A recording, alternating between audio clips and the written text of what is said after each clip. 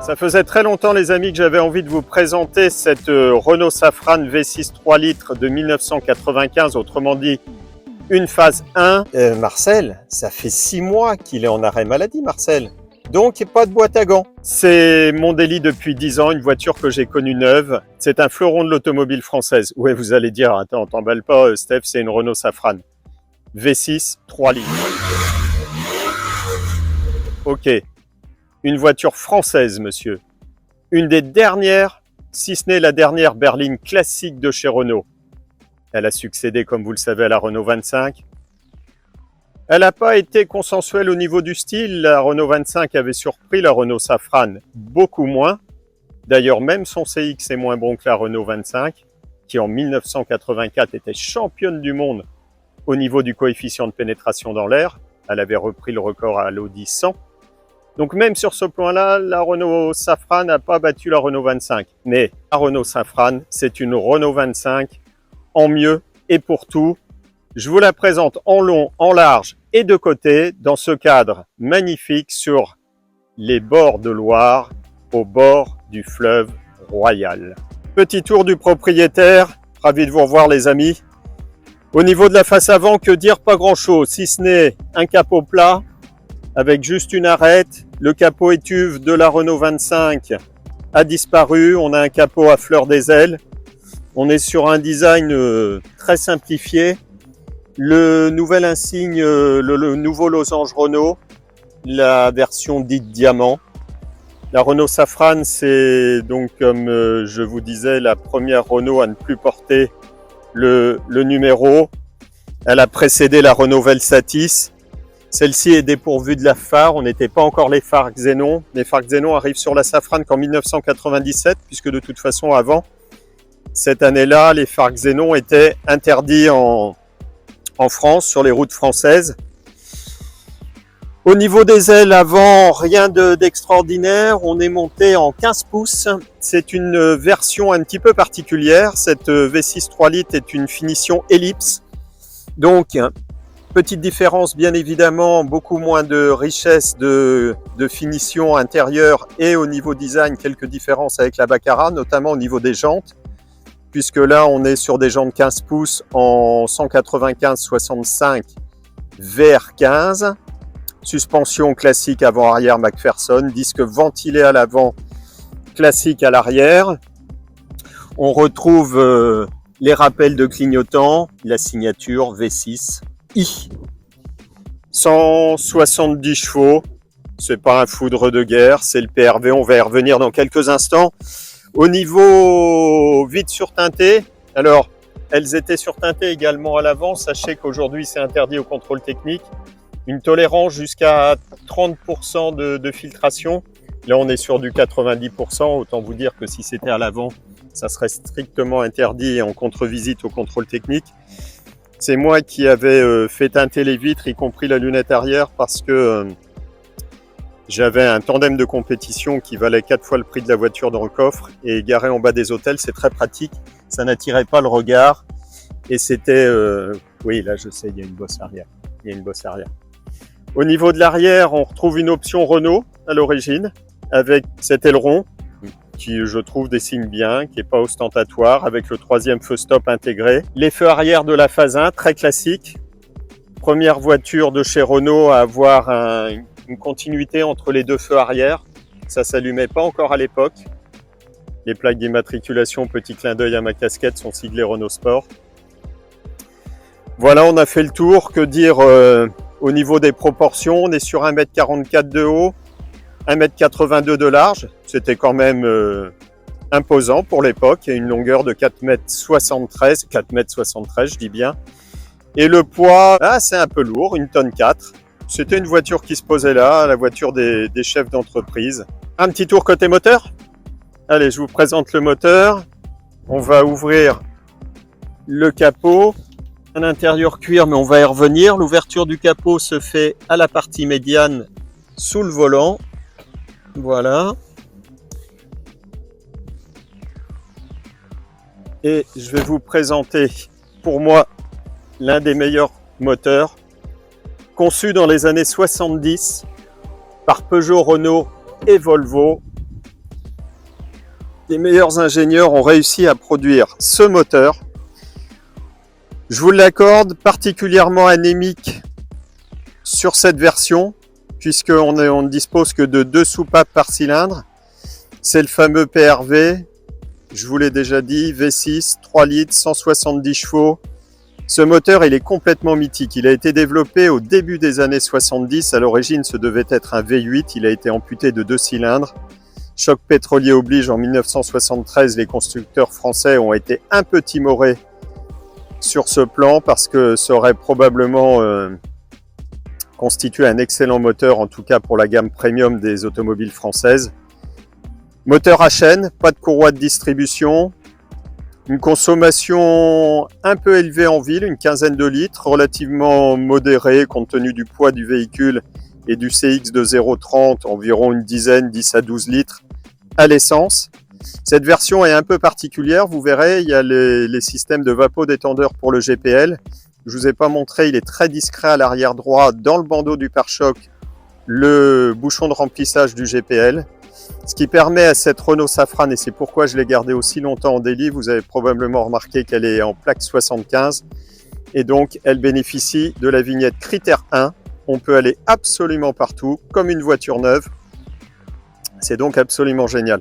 Pourquoi aussi ce moteur est exceptionnel? Parce que avec un petit réalisage en 3,6 litres et puis 2 gros turbos, oui, je vous entends là tout de suite parler de la Safrane biturbo qui a effectivement existé avec ses 268 chevaux entre 1994 et 1996, 806 exemplaires fabriqués. Non, c'est pas celle-là dont je vais vous parler. C'est la WM-P88. Ça vous parle? Bravo. La voiture qui détient encore aujourd'hui le record de vitesse sur la ligne droite des Hunaudières avec Roger Dorchy au volant, 408 km/h, détrônant ainsi le record de Porsche avec ses 391 km/h. C'était le 11 juin 1988. On en a fini avec le PRV. Merci les amis de votre patience. Je vous invite maintenant à faire un petit tour à l'intérieur de cette Safrane Ellipse. Et puis on va pouvoir parler un petit peu des différences. Mon chauffeur étant pas très grand, je profite des sièges électriques pour reculer. Intérieur cuir, j'étais un petit peu perplexe lorsque j'ai acquis cette voiture parce que par rapport au cuir BM, cuir Napa ou au cuir Mercedes, on est un peu sur un cuir de supermarché, je trouve, rectifié. Et je pense que les vaches sur lesquelles a été prélevé ce cuir devaient avoir une peau un peu en plastique. Mais en tout cas, force est de constater que ça a très très bien vieilli. Les cuirs sont pas abîmés, pas déchirés. Ils ont été toujours correctement entretenus. Il y a un petit insert cuir. Alors pas sur celle-ci, mais on a toutes les commandes de vitres, etc. C'était l'époque où Renault ne moussait pas encore ses plastiques. C'est des plastiques très agréables au toucher et croyez un malvoyant qui a le toucher développé et ça a très très bien vieilli. Il n'y a aucun bouton collant sur la console centrale. D'ailleurs, il n'y a aucun bouton sur la console centrale. C'est un peu comme une Tesla d'aujourd'hui, il y a 0 bouton. C'est quand même la classe. Mais non, bien évidemment, les ingénieurs de Renault, regardez les amis. Tac, ça c'est pour le chauffage. Il y en a toute une ribambelle de boutons. Que dire de la mini-chaîne? Ça fonctionne encore 30 ans après. Regardez, il suffit juste d'appuyer et tac, ça s'ouvre. Ça c'est la mini-chaîne Philips. Un son formidable avec la transition de l'époque. On a le lecteur CD, le lecteur cassette. On était à la marge du numérique et de l'analogique. Et le cendrier, tout pareil, ça fonctionne parfaitement, il n'y a pas de bruit. Qui a dit qu'avec Renault, tous les jours, un bruit nouveau? Absolument pas, je referme. Écoutez ça, c'est d'une discrétion absolue. Climatisation de série sur ce modèle Bizone, un volant cuir de série. Au niveau des pare-soleil, on a bien évidemment l'éclairage, qui était à l'époque... Alors le petit clac que vous entendez, c'est un volet de chauffage Ah oui, il fallait bien qu'il y ait un bruit dans une Renault. Ça le fait au démarrage et puis après ça s'arrête. Ce qui est bien fichu aussi, c'est qu'on a un petit pare-soleil situé juste au-dessus du rétroviseur central. Et ça, c'est absolument génial parce que vous avez parfois le principal baissé et en fait, eh ben, le soleil il passe toujours entre les deux. Ça vous est sûrement déjà arrivé. Dommage que ça n'existe plus sur les voitures d'aujourd'hui. Le rétroviseur central n'est pas un électrochrome, c'était un classique. Du côté conducteur, je pense avoir fait à peu près le tour. Vraiment un affichage un peu futuriste en tout cas, qui reprenait les codes de la Renault 25. Je passe côté passager parce qu'il y a quand même quelque chose qu'il faut que je vous présente. Il y a eu un gros problème dans la conception de cette voiture, je vous en parle juste le temps de faire le tour. On se retrouve donc côté passager avec ce petit napperon du meilleur effet, un très joli caoutchouc qui a, malgré le fait d'être exposé au soleil, très bien vieilli. On a la référence Renault de 1995, il est d'origine. Et puis je vous disais une erreur de conception. Alors le problème, ça a été l'arrêt maladie de Marcel, c'est-à-dire qu'en fin de conception, Marcel, c'est un ingénieur qui était chargé de réaliser la boîte à gants de la Renault Safrane. C'est un scoop que je vous délivre, les amis. Et en fait, au dernier moment, lorsqu'ils ont mis la voiture en production, eh bien, ils ont été voir Marcel pour savoir où. Et là, les ressources humaines ont dit Marcel, ça fait 6 mois qu'il est en arrêt maladie, Marcel. Donc, il n'y a pas de boîte à gants. Donc, à l'arrache, pour mettre ce magnifique porte-document en cuir, messieurs, dames, splendide, avec plein de documentation à l'intérieur que personne ne lit, sauf quand on tombe en panne. Eh bien, on a mis ce petit bidule. Je vous laisse la place que ma petite souris puisse filmer. Regardez, c'est formidable. Un porte-document. Je reglisse le truc que Marcel aurait dû faire. Non, plus sérieusement, cette Safrane Ellipse dispose de 2 airbags. C'était en option même sur le conducteur sur les premières séries et celle-ci dispose de l'airbag passager. Et à l'époque, les modules d'airbag étaient tellement volumineux que les ingénieurs de chez Renault n'ont pas pu mettre de boîte à gants. Et c'est vrai que ça fait quand même hyper vintage, j'adore en fait.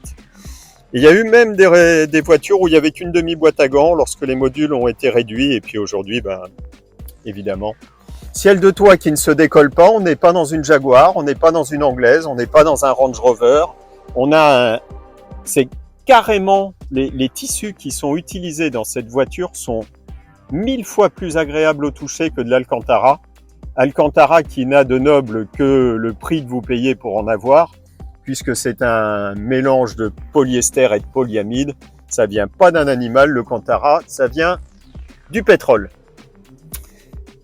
J'allais presque oublier les fameux sièges électriques. Alors de ce côté-là, il n'y a pas les mémoires. Côté conducteur, il y a les mémoires, mais ici vous retrouvez les sièges chauffants. Et puis surtout, je vais descendre pour que ma petite souris vous montre les boutons qui sont à ma gauche, quoique on peut les filmer comme ça. Vous avez ici 5 boutons, 1, 2, 3, 4, 5. C'est ce qu'on appelait à l'époque les sièges ergomatiques, c'est-à-dire que lorsque vous appuyez, il y a des petites pompes à air à l'intérieur du siège qui soit viennent renforcer le soutien sous les cuisses, soit latéralement, soit au niveau des lombaires. En tout cas, c'est absolument formidable. Vous avez plusieurs réglages et ça, c'est pareil, ça a complètement disparu. Boîte à gants centrale recouverte de cuir et je vous parlais tout à l'heure en vous présentant la portière conducteur dépourvue d'insert. Sur la portière passager, vous avez un petit insert en cuir. Bon, il n'y en a pas beaucoup, hein. On a des petites vaches en France. Je pense qu'au niveau intérieur, je vous ai décrit pas mal de choses. On va juste passer quelques instants au niveau des places arrière, puis on fera l'essai dynamique. Je vais vous dire ce que je pense de la voiture dont je dispose depuis, comme je vous disais tout à l'heure, 10 ans. Les surtapis sont d'origine dans la Safrane Ellipse. Je passe au niveau des places arrière, juste pour vous montrer 2 petits détails qui valent leur intérêt. Alors, la première chose que j'ai envie de vous montrer, Ça, c'est pareil, ça n'existe plus. Sur les voitures d'aujourd'hui, vous avez un petit bouton ici qui permet, avec la prise casque qui se trouve à côté, à vos passagers arrière d'écouter quelque chose de différent, puisque quand vous appuyez là, ça met en route la prise casque et ça commute les haut-parleurs arrière. Je trouve ça génial. C'est des petits détails vintage que j'adore. On a également sur la version Ellipse le rideau mécanique de séparation. Il est en verre dans la Baccara. Ah, je vais oublier de vous préciser qu'à l'avant, les inserts bois que vous avez vus, les amis, c'est du full plastique. Alors ça, c'est terrible par contre. Dans la Baccara, c'était du vrai bois. Et le dessous du tableau de bord est en plastique dans l'Ellipse, alors qu'il était en cuir. Il est en cuir dans la Baccara.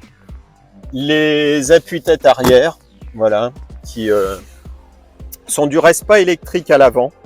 On a des sièges ergomatiques, électriques, chauffants. C'était le top du top à l'époque. Mais les appuis-têtes ne sont pas électriques. Par contre, ils sont réglables en inclinaison. Et ça, il n'y avait pas énormément de voitures qui le proposaient à l'époque. Avec un système qui fonctionne très très bien. Voilà, il suffit d'appuyer. Mais si vous voulez les monter ou les descendre, eh bien, il fallait utiliser vos petites mains. Banquette 1 tiers, 2 tiers. On passe au niveau du coffre, 480 litres. Donc un grand coffre pour l'époque.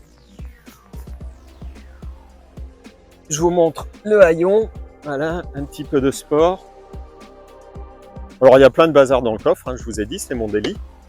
Vous allez retrouver ce qui manquait à l'avant, le couvre-batterie, parce que c'est une voiture qui de temps en temps est immobilisée, donc on débranche la batterie. Vous allez me dire, il est où le réservoir de GPL? Eh bien, il est à la place de la roue de secours. C'est ce qu'on appelle un réservoir torique, en lieu et place de la roue de secours.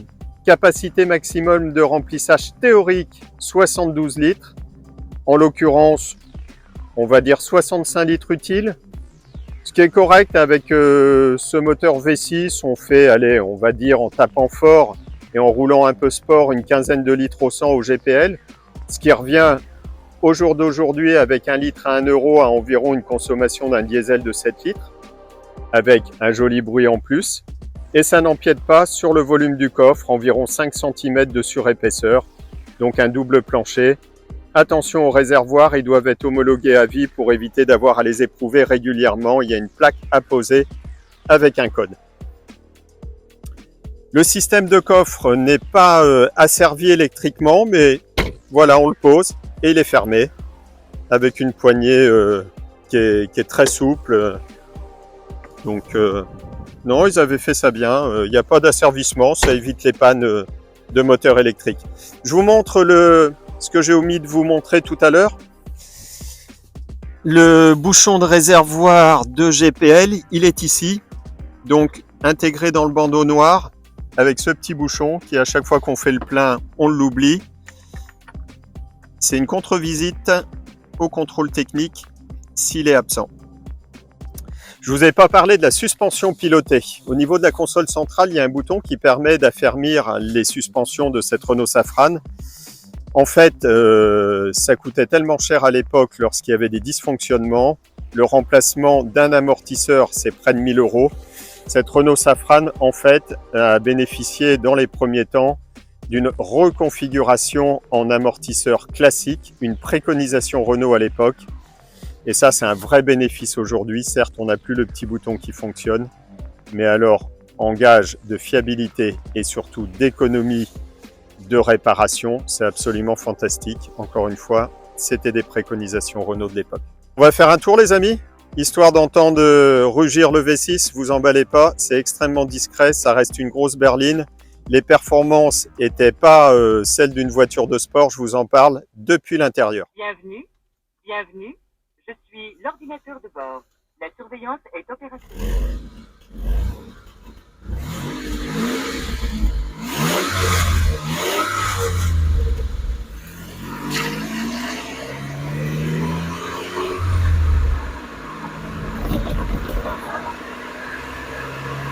J'essaie de vous faire profiter du son du V6 3 litres TRV. Alors évidemment, c'est pas la ligne droite des Hénaudières. Imaginez à l'époque Il n'y avait ni la chicane Daytona, ni la chicane Indianapolis. Plus de 400 km/h. Un moteur conçu par les ingénieurs conjointement de chez Renault, de chez Peugeot, de chez Volvo. Là, un moteur Porsche. En 88, le très très bien.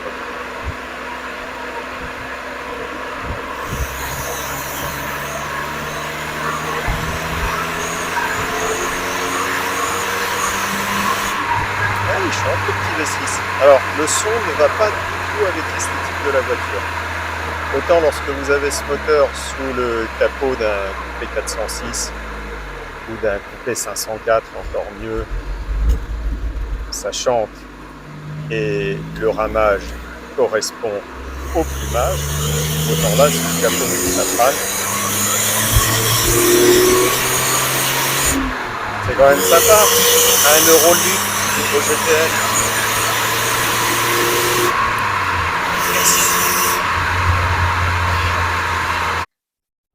Merci à tous ceux qui sont restés, je vous avais promis le kilométrage en fin de vidéo. Comme promis, presque 388 000 km. Magnifique, n'est-ce pas?